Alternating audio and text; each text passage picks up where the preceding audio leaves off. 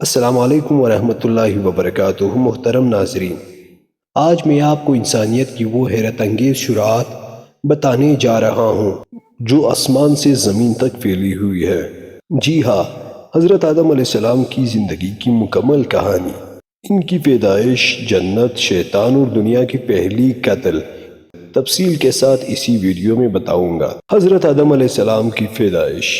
اللہ تعالیٰ نے جب زمین کو آباد کرنے کا ارادہ فرمایا تو فرشتوں سے فرمایا، بے شک میں زمین پر ایک خلیفہ بنانے والا ہوں۔ فرشتوں نے عرض کیا، کیا آپ ایسے خلیفہ کو بنائیں گے جو زمین میں فساد کرے گا اور خون بہائے گا؟ پھر اللہ تعالیٰ نے فرمایا، میں وہ جانتا ہوں جو تم نہیں جانتے۔ پھر اللہ تعالیٰ نے حضرت آدم علیہ السلام کا مٹی سے پیکر بنایا۔ یہ مٹی دنیا کے مختلف حصوں سے لی گئی تھی، اس لیے انسانوں کی رنگ اور مزاج بھی مختلف ہے۔ پھر اللہ تعالیٰ نے حضرت آدم علیہ السلام کی جسم مبارک میں روح پونکی اور وہ زندہ انسان بن گئے۔ فرشتوں کا سجدہ اور ابلیس کا انکار۔ اللہ تعالیٰ نے تمام فرشتوں کو حکم کیا کہ حضرت آدم علیہ السلام کو سجدہ کرے۔ تمام فرشتوں نے سجدہ کیا سوائے ابلیس کے۔ اس نے انکار کیا اور تکبر کیا۔ ابلیس جنات میں سے تھا اور عبادت گزار تھا، مگر اس نے تکبر کرتے ہوئے کہا، میں اس سے بہتر ہوں، تو نے مجھے آگ سے پیدا کیا اور اس سے مٹی سے۔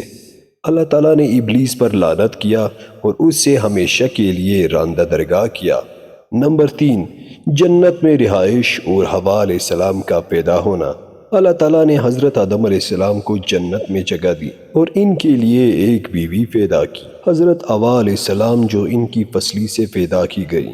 اللہ تعالیٰ نے فرمایا، اے آدم، تم اور تمہاری بیوی جنت میں رہو، جو چاہو کھاؤ، مگر اس درخت کے قریب نہ جانا۔ شیطان کا وسوسہ اور جنت سے ان کے نکالنا۔ ابلیس نے حضرت آدم اور حوا کو بہکایا اور کہا، اس درخت سے کھاؤ تو تم ہمیشہ زندہ رہو گے۔ آخرکار دونوں نے درخت کا پھل کھا لیا۔ اللہ تعالیٰ ناراض ہوا اور فرمایا، اب تم سب زمین پر چلے جاؤ، وہاں تمہارا ٹھکانہ ہے۔ یوں حضرت آدم اور حوا زمین پر اتار دے گئے۔